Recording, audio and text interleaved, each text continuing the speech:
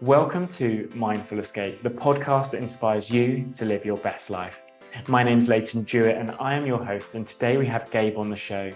Gabe has been a nomad for 12 years now and started his own business in 2016. He travels all around the world, he's been to over 26 countries, and he talks about the importance of relationships.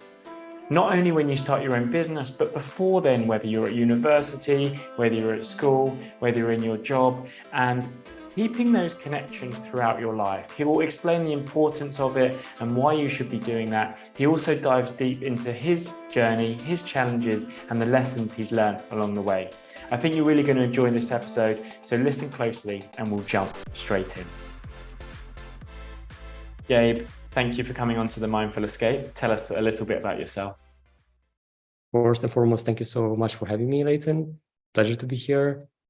Shortly, I wear many hats. I run a web design business called Digital Finest. I have a podcast called the Nomad Solopreneur Show, and I share as much as possible free content around solopreneurship, digital nomad lifestyle, around social media like LinkedIn, Instagram, and so on, trying to help other freelancers become actual business owners, solopreneurs, one-person business, a path that I took many years ago, but I'm sure we're gonna get into that as well.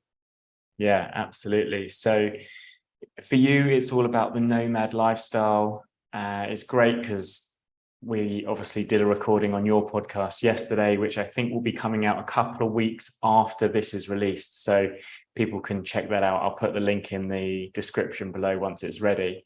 And you haven't always lived the nomad lifestyle, right? So do you want to take us back to what you were doing before and what it was that triggered you to change your lifestyle? Sure, I'd love to share that. It was quite a while back. It was 2010, and I was having, like any other person back in Romania, most of us were like just jumping from university to a full-time job, and I was switching jobs like socks, literally. Maximum I stay at a job for 1 year, and I didn't find my place. I was just going through trying new things, mostly around sales, but eventually I had the job actually in my in the thing that I actually learned at university, being a programmer and so on. But before that, I was at this full-time job that I just simply feel miserable. I was at the job after a day that I had a football accident. I wasn't able to take a day off, and I was just putting my foot in a bucket of ice to not swallow further. I was thinking, what I'm doing here? Like, I have zero control over my life. I need to make a change. And I just sent a message to a friend of mine, a former university colleague, that he actually invited me to partner with him years before in a business that he was about to start. And I say no, because, I have a full-time job. I'm a busy person. I have so many things going around, but I was just afraid of unknown. And messaged him. He was doing amazing. He had a successful business, and he was very, very kind to share all his knowledge with me and all his trial and error experience, how he managed to arrive at that point and so on. And I was not only impressed, but he changed my perspective about everything. Not only because financially he was doing very, very well, but I knew only one path, the path that society told me. And I knew that I didn't know anything else until this friend told me. And that changed the perspective forever for me. And in that moment, I start learning what he told me. I start applying, and I switch the jobs because I was some sort of forced to quit, because I was starting to work for my full-time job, which I never advised. So they noticed that and they forced me to quit the job. I found another one. And during that time, I was working at home on the side hustle that I started, and having the full-time job until I was ready, having enough money put aside in order to take the full leap. And that was basically my last full-time job. And back then, after 1 year of side hustling, was 2011 when I took the jump and never looked back. Yeah, that's amazing. I think so many people go through a large part of their life with this one perspective that you have to have a job, you have to work full time, and that's how you're supposed to live life. So it's amazing that you had this opportunity to see someone else doing it and change that perspective. You must feel very lucky to have that opportunity. Yeah, true. Because that's the thing, like if you're not exposed to other opportunities, to other perspectives, you know, just that one thing, just that. And I think what you're doing with this podcast and what I try to do as well is to share other stories, share other uh, paths that are possible for anyone, basically, if you can put the necessary work to do so. And you take, indeed, it's taking a bit of courage. I won't say that it's taking a bit of effort to do that, and maybe a lot for some of us, but in the same time, not settling for the path that society is telling us what to do. It's so fulfilling. And personally, I took 3 leap of faith when it comes to changing what perspective, what society are telling us to do. First, before this, was actually quitting my first university, because I was feeling that the same thing. Like I got stuck into learning things that I probably never apply, and seeing everyone around me having a full-time job, learning something, hearing that you actually need experience to get higher in a full-time job. And I was like, man, I should try learning, I should try getting jobs before I actually finish school. And that was the first thing. Then this leap of faith of quitting my full-time job and going solo. And third time, when I was actually starting my nomad lifestyle, and that was back in 2009, 2019, 4.5 years ago. And the process, of course, started way earlier. I was introduced to this lifestyle by a client of mine, a web design client, who lived this lifestyle before was popular, before no one write about it, before no one was actually promoting it. And I was so intrigued. Like I was at the time working from home. I was spending a lot of time alone, not like chatting with anyone. And that was something that I missed from my full-time job, like having colleagues around, having people to chat about. And this client who I was telling about co-working spaces, people gathering into communities and doing events together, having participating at conferences, and having the same like environment that you have in terms of community at a full-time job, but with the freedom of basically working from anywhere. And it took me 1 year to have the courage to actually get into that lifestyle. But once I have everything prepared and I basically sold everything, I took the third biggest leap of faith that I took in my life and started this journey. And since then, I basically live in 10 other countries apart outside of Romania and visited 26. So yeah, I can definitely say it's worth it. And even that it's challenging sometimes, it's a lifestyle that I can see myself doing for quite a while. Not forever, for sure. Yeah, I've noticed myself traveling around quite a lot can sometimes be quite tiring, and it's nice to settle in one place for a little while. But I just love the idea of seeing as many countries as I can and being able to work. And sometimes I found with the co-working spaces, quite interestingly, actually, that the environment you have there is sometimes actually much nicer than in a work environment, because everyone's working for themselves. They're choosing their own hours. They're more fulfilled in their lives. They're living in a country they want to be in. Everyone's a bit more happier. And you start doing events and you're all quite like-minded. You've got similar interests. And actually that environment tends to be a lot better than a work environment, when you've got a lot of people who are stressed and unhappy and overworked and in a job they don't really want to be in. So it's much nicer. I was going to just jump back quickly, because you said about the challenges that came up along the way. What would you say the biggest challenge has been for you? If it's in terms of work and jumping into the self-employment world, I think discipline was a big one, because in the moment you start working for yourself, you don't have a boss behind you telling you what to do. And I was always the rebel, uh, of course, thanks to the environment in which I grew up, in which I wasn't allowed to do certain things or to be home at a certain hour and so on. And having the freedom to do the things the way I wanted to do, I wasn't the most disciplined person on the planet. And that's put a dent into my business, into my routine, and so on, until I learn step by step how to do how to become more disciplined. And I think that was a big challenge for me. And sometimes it still is. It's like a work in progress. It's never ending progress to be disciplined. And apart from that, probably the instability of at least at the beginning when I was freelancer, I was trading my time for money, doing one single thing and focusing on one single skill. And that was quite challenging. When the pipeline dries up, you end up like searching clients again and so on, until I realized that it's a no-go way. If you want to go on this route for a long time, you need to have multiple sources of income, or you need to have a bit of diversity when it comes to the client sources, when it comes to your income sources, and so on.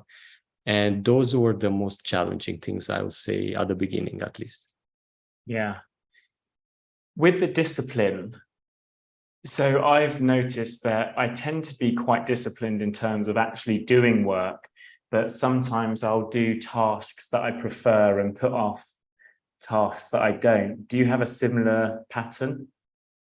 Yeah, good one. Indeed. I was always avoiding some sort of tasks. And actually, that happened to be a good thing at some point, because when I shift a bit my mindset and I realized that I don't have to do everything myself, and I don't have to be a freelancer for all my life, and actually hire people to do certain things that I either don't enjoy or I'm bad at it. Uh, it was a huge mindset shift that led me to actually starting to run a business, not run just a freelancing gig. And that was a blessing in disguise. But yeah, I was there. I was literally trying to avoid, like, I don't know, like fire to do certain things. And they were draining. Like every single time when I touched tasks that I didn't want, like with all my body to do, it was draining me of energy. And sometimes I take as a sign now, when I start a new thing or I try new things and it's draining me of energy, I was like, this is a task that I don't have to do it. I need to find someone to do it for me. And that's how I use this small disadvantage to actually outsource and find what to outsource. Yeah, that's great.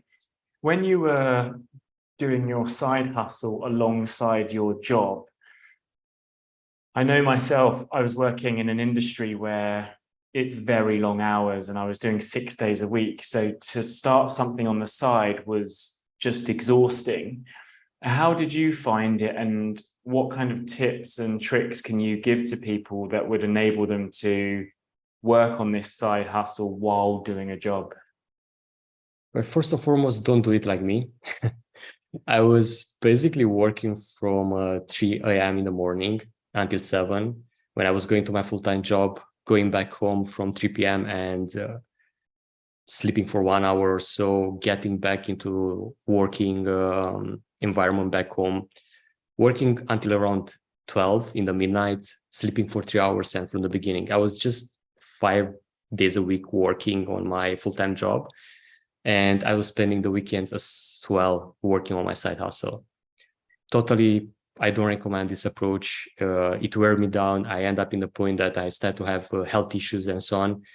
And if I were to do it again, I will literally try to block 1 or 2 hours a day in my spare time out of my full-time job to do that. Or depending on your full-time job, you can find loopholes. For example, I know someone that was working job in the airport, like literally like unloading and loading cargo in the planes, and it took advantage of that time to have like an active learning experience, headphones on and listening to like audio courses, audio books, and so on, to learn new things, to be able to actually apply that. And in the spare time, he applied that on his side hustle. The reality is that we always have time. It also depends how much time we want to spend on something. Because, for example, I was some sort of desperate to escape that job, because I was being paid poorly, I didn't have control, and so on. And all those things push me to like exceed my limits, break sleep patterns, and so on. But again, it's not a recommended path to take. And if you have a few years to take on, and sometimes you don't even need few years. If you just spend, imagine, I calculate at some point, if you have 1 hour a day for 1 year, if you put it together, that's 2 months of full-time job. And imagine in 2 months of full-time job what you can achieve. And in reality, our full-time job, if your policy permits, you have spare time. You have time, you don't have anything to do, and you can do something for yourself, even if it's learning, even if it's something small that can add to that thing that you want to build. It's still possible to build it on the side. Yeah, no, that's really good. It's funny because you're at one end of the spectrum of how you did it, and I'm at the other. I just quit my job and left, but you went full side hustle while doing a job. And I think for anyone listening, you probably want to find that balance between the two, right? Set yourself up and not exhaust yourself. Along that transition from going full-time with the side hustle and then going full solopreneur, what was your biggest lesson through that stage? Don't think that everything will stay forever that way. And in the same time, try to build your environment. The side hustle was doing amazingly. When I left my full-time job, I was already overcome the income of my full-time job with my side hustle. So that was the biggest like springboard to actually take the leap. But after like around 1.5 years or so, almost all my money that I made at that point, I invested in an apartment. And I was basically left with almost zero in the bank account. And it was a website that I built that basically bring in all my income. And the algorithm of Google changed. The sources that I used to use to drive traffic to my website changed. And overnight, I lost my source of income. And I wasn't prepared. I wasn't aware that these things can happen. And the biggest lesson from there being, yeah, things don't last forever. Be prepared. Think for the moments that you can end up from the top of the mountain in a valley. Be prepared to do something about it. I wasn't. But in the same time, in those years, I acquired some skills. I acquired some knowledge that helped me putting something together, not overnight, because it took like a few months to build something new. But it literally teach me a hard lesson that if you put all the eggs in one basket, at some point they might break and you'll end up with nothing. So always try to diversify. It's something that I preach every single day now. Diversify everything from income to client sources to your time, because if you focus all your time on a single thing, it's almost impossible to live a fulfilled life. And at the end of the day, it's not about business or about I don't know, personal things. It's about how you live. And yeah, that was the biggest and the hardest lesson that probably went through, because we're quite a few hard months ahead. Yeah, I mean, that sounds so hard hitting. I can't even imagine what you were going through at that point, having just spent all your money on the property and then the business goes. You've got to start again. And it reminds me, something I learned quite early on in my journey is that the only thing that's constant is change, and everything always changes. So yeah, it's a great reminder. I wanted to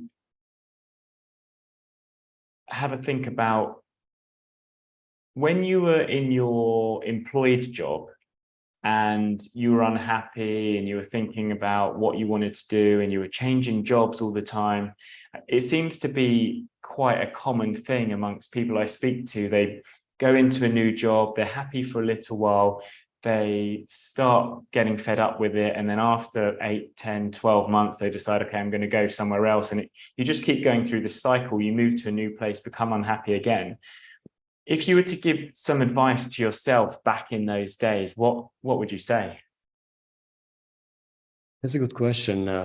Probably I would say to 20-something years old Gabe to be a bit more patient, since even that I wasn't happy or fulfilled, or I don't know, I knew that is not something that will last forever. Maybe if I will stay longer in one job, I could learn more. Even that by changing job, I actually learn new things and new approaches. Even that most of them were in sales, I learned new sales technique, new sales approaches, but at the same time didn't allow me to build more and more meaningful relationships. And that's one thing that I will told him. Be patient, start to shape your network, your environment, because most of my life, the opportunities, like the chat that I have with my friend, it was an opportunity thanks to a connection that I built during the university years. It's not something that came to me from nowhere. Of course, I took action to message him, but without that connection, without that basically environment that I create for myself, wouldn't happen. And staying for a longer period of time in one place has a huge benefits of building a relationship. And I could draw back now to my lifestyle. As a digital nomad, as you know, if you don't stay long enough in one place, it's so hard to build relationships. And that's definitely one thing that I will tell Gabe back in the 20s. Yeah. With building relationships, obviously when you're working somewhere, you get to know someone and you go to events and stuff. Is there anything that you would do more of so that you could connect with more people? Like thinking back, I don't know, 5, 10 years. Yeah, definitely. One of the things that I'll definitely do more, even that back then I was extremely introverted. I'm still an introvert, but like somehow pivoting to ambivert or such. I will attend more events, but more meaningful ones, because back then most of the events were like, let's have a beer, or let's have a night out, or let's have a dinner party or something between friends. And usually I was hanging out with the same people in same environment. But the first time when I actually attend, it was a speak gig that I was invited to, surprisingly to speak, because I never speak in public before that, and they found me on a freelancing platform and to talk about freelancing and so on. That event literally changed my perspective about building relationships, because only by speaking for like half an hour in front of, I don't know how many people were there, they were after that getting to me, wanting to learn more about me, exchanging phone numbers, maintaining that relationship in time, and so on. It was extremely powerful. And rolling back the years, I started attending after that conferences. I started attending nomad meetups. I started attending diverse events around the world, and all those built much more meaningful relationships that probably the full-time jobs that I had, or I don't know, the friendships that I built in high school, in university years, with few exceptions, of course. And the reason behind it is that those that are attending those events have something in common. And when it comes to, I don't know, your high school buddies or your beer friends, drinking friends or whatever, you have something in common, probably like maybe your favorite football team or whatever, but you don't have a business or a skill in common. You don't have a purpose in life in common or a value. For example, like you and I, we have this freedom as a value, and this is something that connects us. But in general, if you don't have something more than a small passion, like I don't know, photography or travel or whatever, it's so hard to build connection and actually maintaining them for a long time. So probably, yeah, this I will do different. I will attend more events. I will start to be and maintain long-term connections and relationship, because it's not random that it says that your network is your net worth, because that from there majority of the opportunities come. Yeah, so true. I was just thinking about the situations that you've been through, particularly the one where the algorithm changed with Google. I can imagine that was quite a stressful time. And you mentioned earlier that things never stay the same, that it can be up and down. Is there anything that you do to help you manage stress or anxiety or anything like that? Yes, I start recently, actually. I wasn't, first of all, aware of any of these practices before. And the first contact with, it's about mindfulness. The first contact was around 4 years ago when I first arrived to Bali, from where I currently calling. And I was introduced to this mindfulness practice, and I was attending Getaway for Entrepreneurs, and a practitioner teach us how to meditate. And I was blown away, because it was the first time in my life that I was actually being able to stop my thoughts from like going in all directions and being so present and grounded in a moment. And after that, I try yoga, and I think it's called Shavasana, if I'm not wrong, the lying down position in which you're basically staying still on your back. And I was always looking forward to Wednesday sunset time when that yoga class was happening. It was a rooftop of a co-working space in Sanur, Bali, called Live It. And literally the sky was above, like with sunset colors, birds were like flying. And I was closing my eyes and just like breathing. That was it. And it was one of the most peaceful moments of the week. And all those small things together with, after that, I try a few other things like how it's called, a sound bath or sound healing sessions. And all these type of small things help me manage stress, together with literally being with yourself, like going for a walk alone. Even that I travel and live with my partner, we sometimes take time for ourselves and just stay alone, go outside, try to be aware of your surroundings, be aware of your body, and so on. And doing sport as well helped me quite a lot to manage stress, and asking for help, because I went through some really, really dark and low times in my life, and I asked for help. I am doing therapy. I'm seeing a therapist, and even if you don't have problems, it's so really helpful, because, for example, now is the second time that I do therapy, and I simply doing for maintenance, to maintain my balance, to maintain my stress level, and so on. And helps tremendously to speak with a professional, because usually it's seen, at least in my country and in the eastern part of Europe, it's seen as a stigma to ask for help from a therapist, because they think you're crazy, when in reality we all need it. And I think it's something that from a small age should be applied to individuals, should be encouraged. And yeah, those are some of the things that I apply in my life to manage stress. That, of course, is not always easy, not always manageable. I also try journaling, not always in the mood, for example, to do it.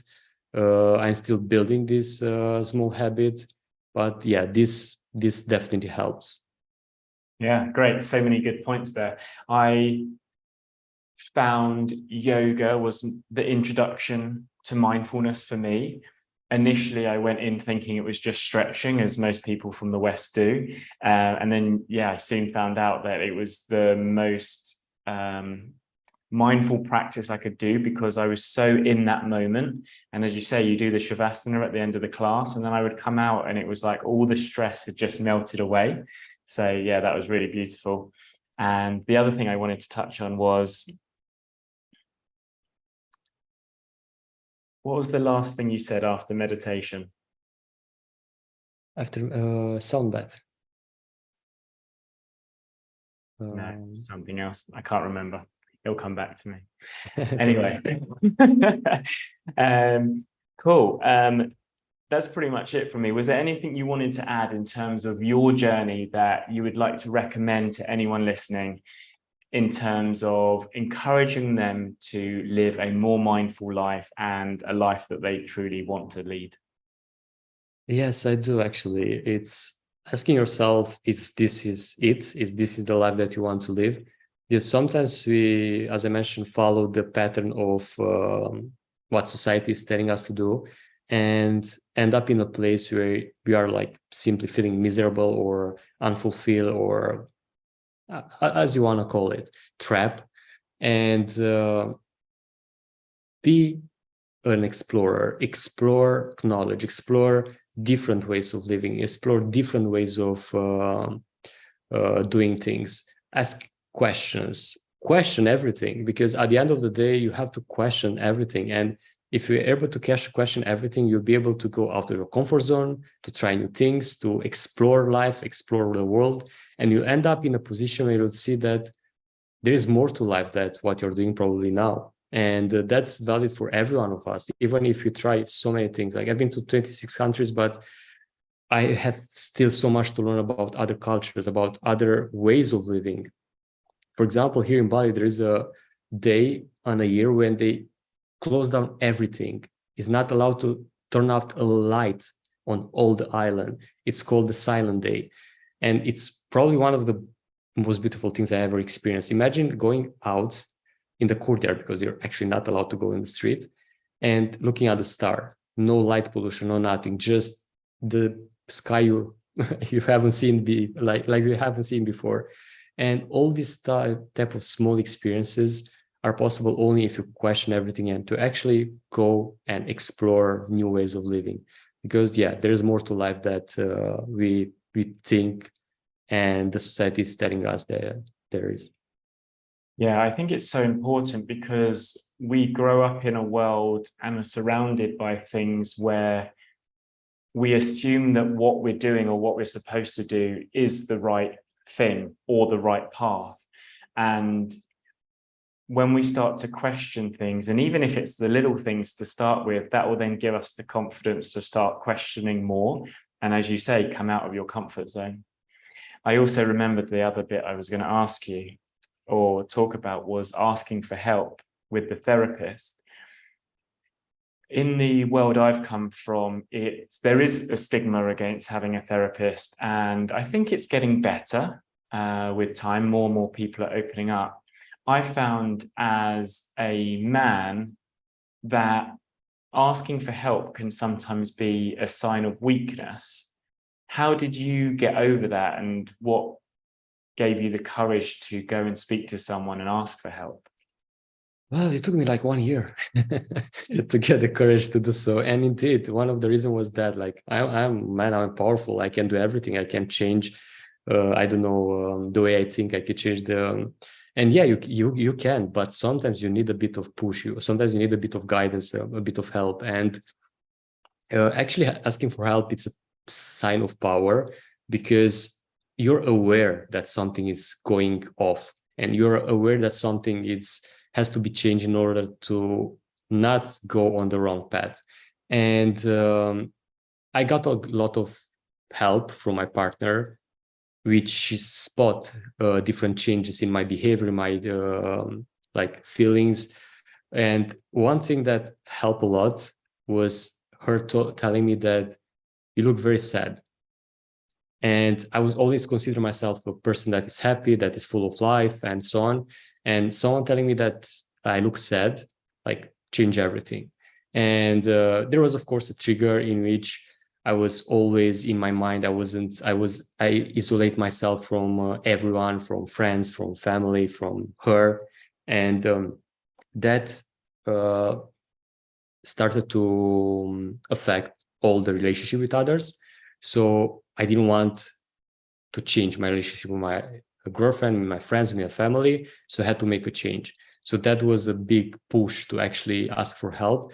But you don't have to arrive at that point. You don't have to arrive at the point of like it's now or it's like that, or there is not other solution. You have to spot these things before it actually happens. And an easy way to do it is, as I already said, like ask yourself questions. Ask yourself if, I don't know, something seems off in your state of mind, like if you're getting angry easier than before, or if you're getting nervous or anxious, or like I don't know, any sign that is telling you that you're not the same person that you used to be, that might be a sign. Of course, we change, but that might be a sign that something is off and you might need help. And yeah, that doesn't have to be considered as a stigma. For example, with all the years that we stay locked down during the pandemic, or now with all this uncertainty in the world with the war in Ukraine and the economic crisis that is upon us and so on, it's a stressful situation, it's a stressful scenario. So we need someone to talk to, we need someone. And we often think that friends, family, or our significant other are the best people to talk to. They might be in some aspect, but they are not a therapist. They don't have to hear all your problems. They don't have to hear all the, I don't know, the struggles that you go through, because it can be overwhelming for them. But someone that is paid to listen to you and actually being able to guide you, because a therapist won't tell you what to do, but you'll be able to guide you on the right path. So yeah. I cannot recommend it enough. Yeah, no, I think it's great. I mean, I've tried a few different therapists because I found one that didn't work, and then I found someone else.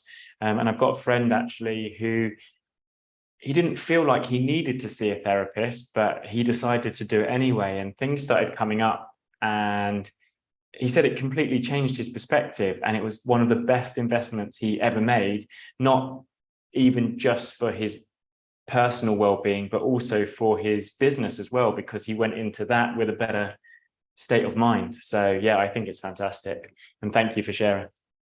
My pleasure, no problem. Thank you so much for coming on and sharing your story. It's been so good.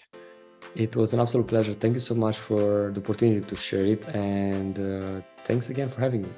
Thank you. And there we have it. Thank you so much for listening. The biggest takeaway for me was around change, because it doesn't matter whether you're employed, whether you're a freelancer, or you run your own business, change can happen in an instant.